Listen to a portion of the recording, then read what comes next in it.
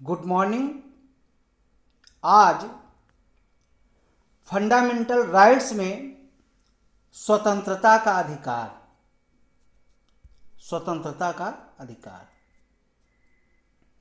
अनुच्छेद 19 सभी नागरिकों को 6 अधिकारों की गारंटी देता है।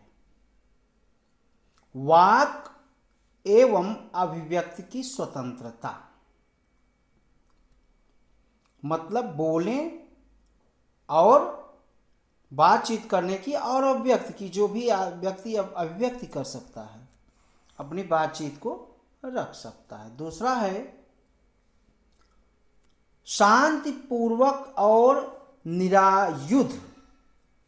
निरायुध सम्मेलन का अधिकार। तीसरा, संघ या सहकारी समितियां बनाने का अधिकार।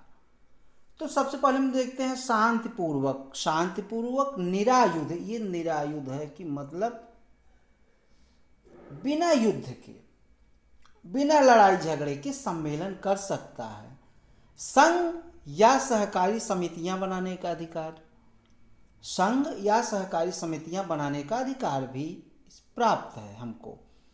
भारत के राज्य क्षेत्र में सर्वत्र अबाध संचरण का अधिकार, बेरोक टोक जो है देश में कहीं भी घूम सकते हैं।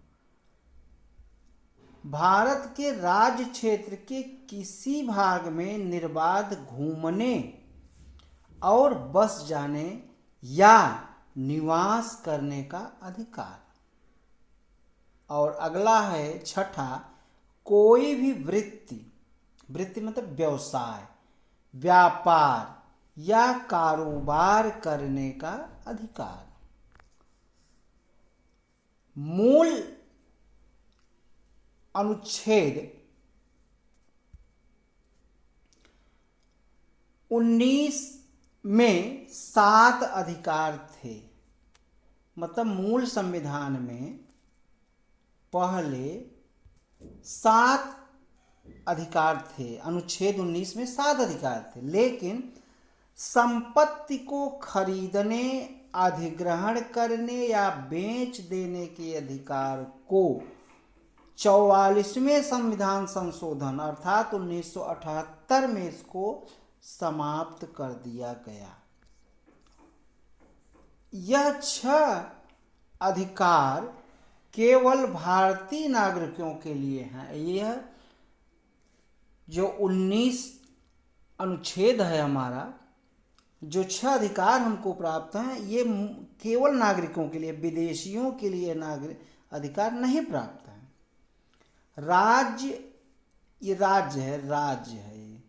राज्य इन 6 अधिकारों पर अनुच्छेद 19 में उल्लिखित आधारों पर उचित प्रतिबंध लगा सकता है। और अब पहले का हम डिटेल देखते हैं। वाक एवं अभिव्यक्ति की स्वतंत्रता, यह प्रत्येक नागरिक को अभिव्यक्ति, दर्शाने, मत देने, विश्वास एवं अभियोग लगाने की मौखिक, लिखित, छिपे हुए मामलों पर स्वतंत्रता देता है। उच्चतम न्यायालय ने वाक एवं अभिव्यक्ति की स्वतंत्रता में निम्नलिखित को सम्मिलित किया। अपने या किसी अन्य के विचारों को प्रसारित करने का अधिकार। दूसरा, प्रेस की स्वतंत्रता। तीसरा, व्यावसायिक विज्ञापन की स्वतंत्रता। चौथा, फोन टैपिंग के विरुद्ध अधिकार।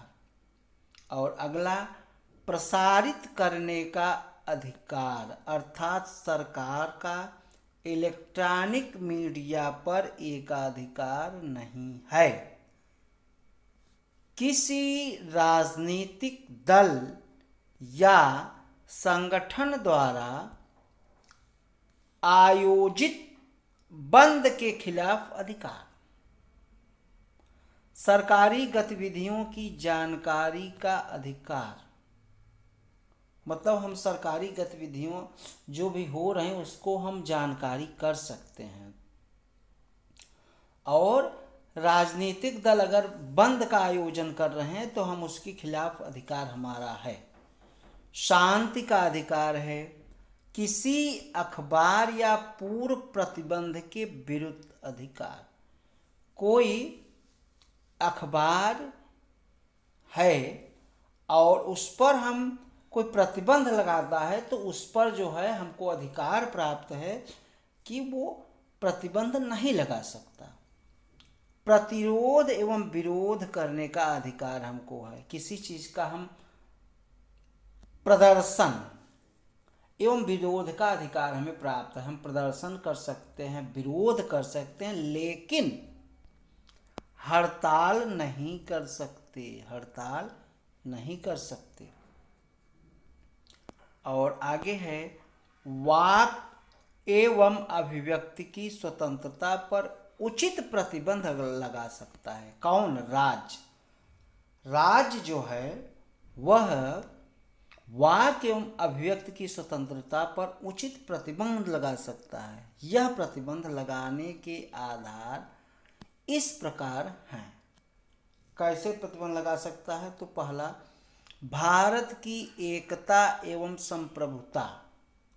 अगर हमारी स्वतंत्रता से भारत की एकता एवं संप्रभुता पर कोई आंच आती है तो हमारे जो वाक एवं अभिव्यक्ति की स्वतंत्रता है इस पर रोक लग सकती है। राज्य की सुरक्षा, विदेशी राज्यों से मित्रवत संबंध, सार्वजनिक आदेश, नैतिकता की स्थापना, न्यायालय की अवमानना, किसी अपराध में संलिप्तता। अगर ये सब चीजें हैं, हम कर रहे हैं तो सरकार हमारी वाक एवं अभिव्यक्ति पर रोक लगा सकता है। फिर आगे है शांतिपूर्वक सम्मेलन की स्वतंत्रता। हम शांतिपूर्वक जो है वह सम्मेलन कर सकते हैं। किसी भी नागरिक को बिना हथियार के शांतिपूर्वक संगठित होने का अधिकार है। बिना हथियार के, बिना कोई शस्त्र के। इसमें शामिल है सार्वजनिक बैठकों में भाग लेने का अधिकार एवं प्रदर्शन। कहीं भी हम सार्वजनिक बैठकों में भाग ले सकते हैं और प्रदर्शन कर सकते हैं। इस स्वतंत्रता का उपयोग केवल सार्वजनिक भूमि पर बिना हथियार के किया जा सकता है। यह व्यवस्था हिंसा, अव्यवस्था, गलत संगठन एवं सार्वजनिक शांति भंग के लिए नहीं है। इस अधिकार में हड़ताल का अधिकार शामिल नहीं है। राज्य संगठित होने के अधिकार पर दो आधारों पर प्रतिबंध लगा सकता है। पहला, भारत की एकता, अखंडता एवं सार्वजनिक आदेश सहित संबंधित क्षेत्र में यातायात नियंत्रण। तो पहला क्या है? भारत की एकता, अखंडता एवं सार्वजनिक आदेश सहित संबंधित क्षेत्र में यातायात नियंत्रण। ये दोनों चीजों पर ये जो है उसका उल्लेख करके रोक लगा सकता है। आपराधिक व्यवस्था की धारा 144। आपराधिक व्यवस्था की धारा 144, यह व्यवस्था कब की गई थी? 1973 में। 1973 में यह व्यवस्था की गई थी। के अंतर्गत एक न्यायाधीश किसी संगठित बैठक को किसी व्यवधान के खतरे के तहत रोक सकता है। इसे रोकने का आधार मानव जीवन के लिए खतरा, स्वास्थ्य एवं सुरक्षा, सार्वजनिक जीवन में व्यवधान या दंगा भड़काने का खतरा भी है।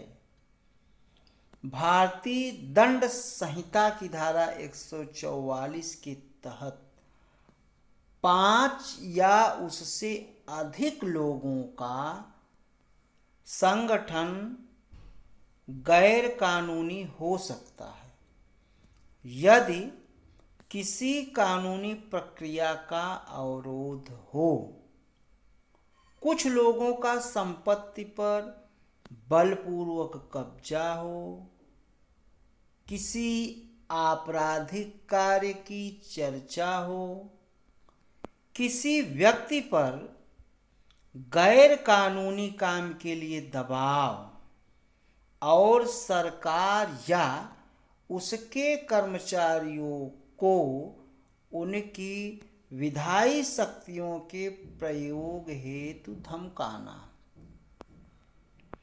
फिर अगला, संघ बनाने का अधिकार। सभी नागरिकों को सभा, संघ अथवा सहकारी समितियां संगठित करने का अधिकार होगा। इसमें शामिल है राजनीतिक दल बनाने का अधिकार, कंपनी, साझा फर्म, समितियां, क्लब संगठन, व्यापार संगठन या लोगों की अन्य इकाई बनाने का अधिकार। यह न केवल संघ बनाने का अधिकार प्रदान करता है वरन उन्हें नियमित रूप से संचालित करने का अधिकार भी प्रदान करता है। इसके अतिरिक्त यह संघ बनाने या उसमें शामिल होने के नकारात्मक अधिकार को भी शामिल करता है। इस अधिकार पर भी राज्य द्वारा युक्ति युक्त प्रतिबंध लगाया जा सकता है। इसके आधार हैं, क्या आधार हैं? भारत की एकता एवं संप्रभुता, सार्वजनिक आदेश एवं नैतिकता। इन प्रतिबंधों का आधार है कि नागरिकों को कानूनी प्रक्रियाओं के तहत कानून सम्मत उद्देश्यों के लिए संगम या संघ बनाने का अधिकार है तथा किसी संगम स्वीकारोक्ति मूल अधिकार नहीं है। उच्चतम न्यायालय ने व्यवस्था दी है कि श्रम संगठनों को मोल भाव करने, हड़ताल